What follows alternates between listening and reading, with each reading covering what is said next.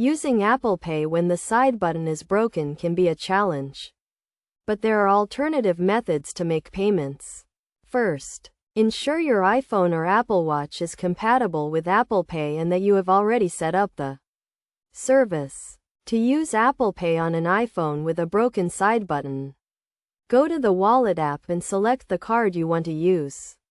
Tap the three dots icon in the top right corner of the card. Then tap Continue with Passcode.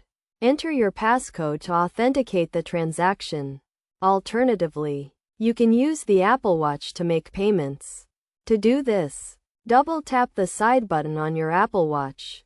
Select the card you want to use, and hold the watch near the contactless reader.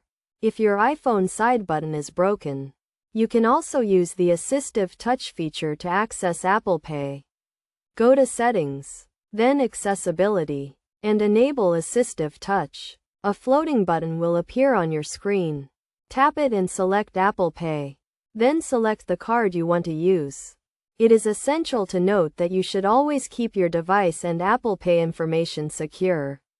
Make sure to use a strong passcode and keep your device up to date with the latest software. In conclusion, using Apple Pay when the side button is broken is possible through various alternative methods.